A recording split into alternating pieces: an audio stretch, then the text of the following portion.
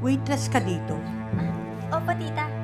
Naku, Ella, sayang naman ang bait at galing mo dito. Bakit hindi ka mag-abroad? Katulad ng anak ko, si Jimboy, yung pinsan mo. Ang laki ng kita niya sa abroad. Ay, wow. Congrats po kay Kuya Jimboy. Ano pong work niya sa ibang bansa? Waiter din! Pero sa abroad, hindi dito sa Pinas. Hindi katulad mo na dito lang rin.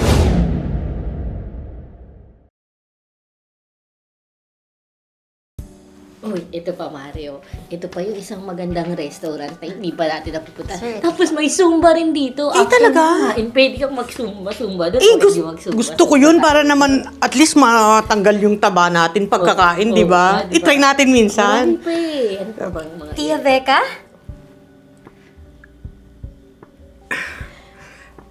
Ella, Hello po, tita. waitress ka dito. Opo, tita. Pamangkin mo, Mare? Oo. Hello. Ikaw naman, huwag mo namang ipangalanda ka na pamangkin kita. Nakakaya na may pamangkin akong waitress. Pasensya na po, tita. Ano pa bang magagawa ko? Nalaman na nitong kumari ko na pamangkin kita. Sige na, order na kami. Ay, ito po. Mari, anong order Ay, mo? ayan. Ito. Ito yung orderin ko. Isang truffle pasta. Tsaka, ito, Mare, oh. Sigurado Nabusog ka ba, Mari? Sarap, di ba? Hindi, ako na. Dessert pa tayo. Ma'am, water po.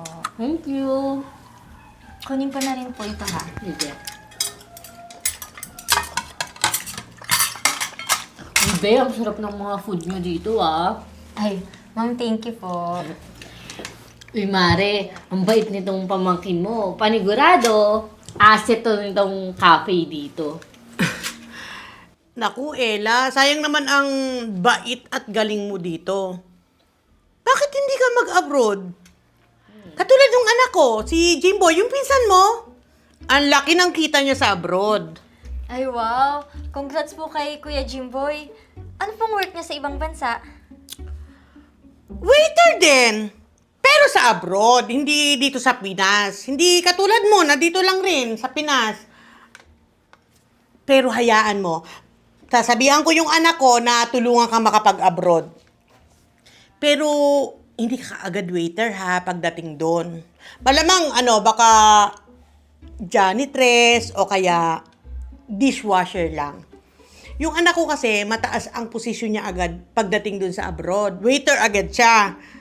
Kasi mataas yung pinag-aralan niya dito sa Pinas. Pero wag ka mag-alala. Sasabihan ko siya na tulungan ka makapag-abroad. Grabe yung tsahin mo sa'yo, no? Porkit nakapag-abroad lang yung anak niya, makalait sa'yo, ganun-ganun na lang. Saka grabe, ang baba ng tingin sa mga waiter dito. Naku, hindi naman ako nabigla sa tita kong yun. Sanay na ako. Noon pa man, ganun na talaga magsalita yun eh. Medyo mataas na talaga ang tingin sa sarili. Kahit papano kasi, sila yung nakakaluwag-luwag sa angkan namin.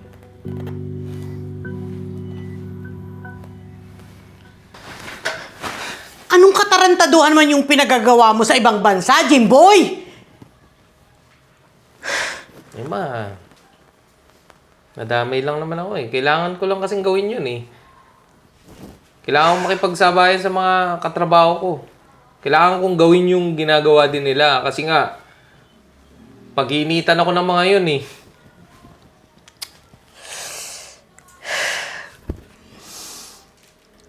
Kaya nagnakaw ka na rin dun sa resto na pinagtatrabahuhan mo sa ibang bansa.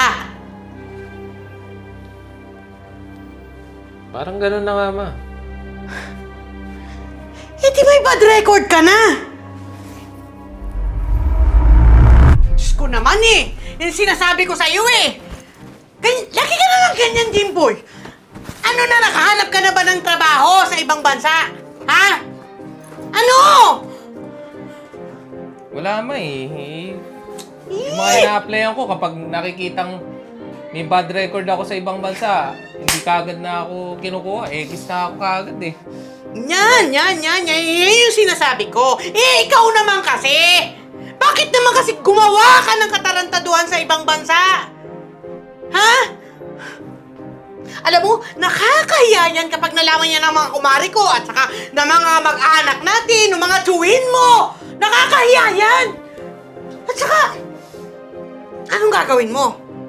Dito ka na lang magtatrabaho sa Pilipinas? Ha? Kagaya ka dun sa mga pinsan mo na dito lang nagtatrabaho. Diyos ko naman, Jimboy. Grabe naman ma. Yan pa talaga yung una mo naisip. Basta gawan mo ng paraan na makapaghanap ka ng trabaho sa ibang bansa. Tapos!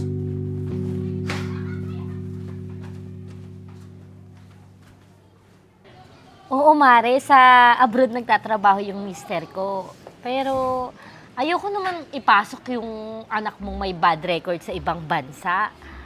Mare, ang tagal-tagal na ng asawa ko dun. Tsaka malapit niya na akong kunin, no? Eh, baka mamaya kapag ipinasok yung anak mo dun ng trabaho dun, eh, baka mamaya gumawa pa ng kalokohan. At madamay pa yung mister ko. Naku, Mari, ang tagal-tagal na ng mister ko. Baka mamaya mapahiya pa siya doon. Tsaka, baka mamaya mapurnada pa yung pagtira ko doon, Mari. Naku, Mari, nadamay lang naman yung anak ko dun eh. Mari, kung ako sa'yo, dito mo na lang sa Pilipinas pagtrabahuin yung anak mo. No way! Nakakahiya, no? Wag na lang. Ay, wow. Pinsan, salamat talaga. Salamat sa pagtulong mo sa akin makapasok sa trabaho dito. Pangako, hindi ka mapapahiya sa akin. Bukas daw, kuya, sabi ni boss, pwede ka nang magsimula. Yun! Salamat talaga, pinsan ha. O paano? Sige, mauna na ako ha. Sige, Sige, kuya. thank you. Di ba yun yung anak ng tiyahin mo nanlait sa'yo dati? Ba't tinutulungan mo? Isa huli, kamag-anak ko pa din naman yun. Ang yabang ng nanay nun. Tapos sa uli, ikaw pa din pala yung tutulong sa kanila. Grabe, parang mga napapanood ko sa series sa Reels. Yung Cinemir Films.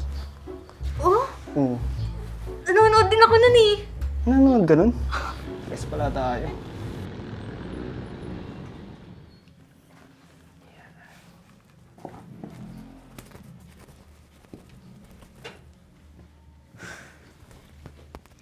So, totoo nga yung sinasabi ng mga kumari ko na dito ka lang nagtatrabaho sa restaurant na to.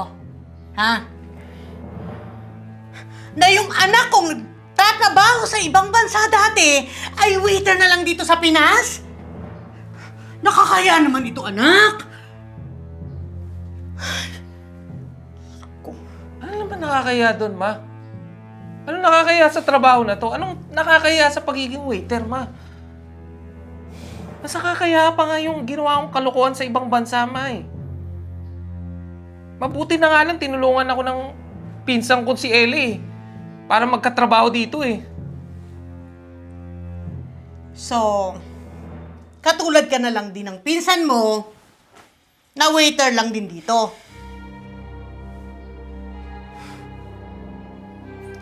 Anong mali doon, ma?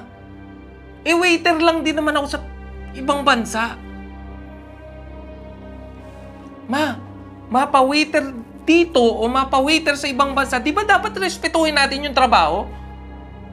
At hindi babaan yung tingin? Ma, huwag ka naman ganyan. Huwag masyadong mataas yung tingin mo sa sarili mo.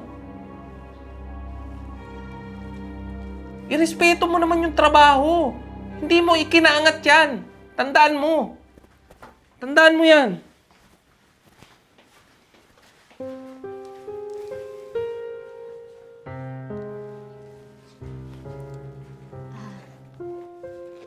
Tita, kakain po kayo?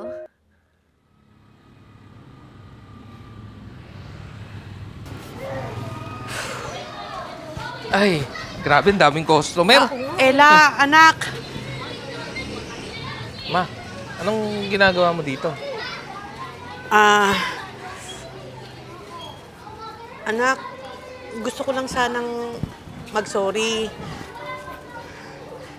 Sorry sa mga masamang nasabi ko. Lalo na sa'yo, Ella.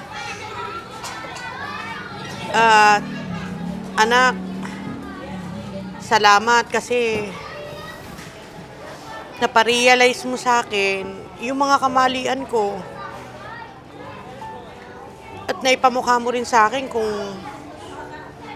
kung gaano kasama yung ugali ko.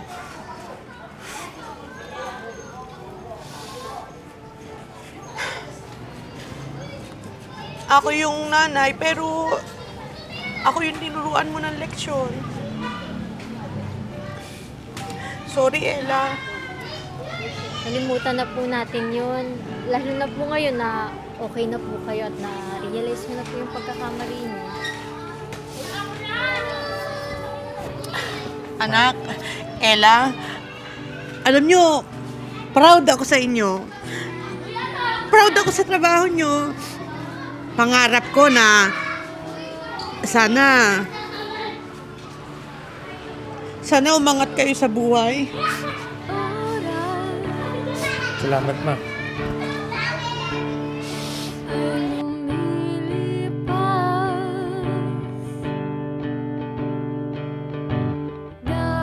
Ang mili. Parang gusto ko nitong ano eh. Ito. Sabi ko sa, pag tinako na to, sisilong.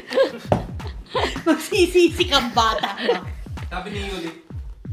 Tapos, okay, roll. Ay, 3, 2, 1. Tinanggal niya, tapos action! Yeah. Galing cut. Good. Ako dit nga. Biglang natahimik eh. Bakit yung nawala sa karakter? Mami? Hindi mo Nawala siya ka sa mami karakter, today. no? Acting ka dyan. Magpagkailanman, hindi Papatay ng magbabago. Papatay ng ilaw. Ganun lang. At naipamukha mo. Ano? Kaya anak na ako. Dito ka na. Isa kang ng pwesto natin.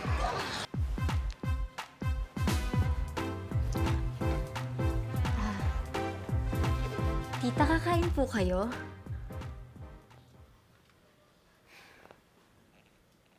Cut. Hindi na ako matawa sa mukha ni Judan.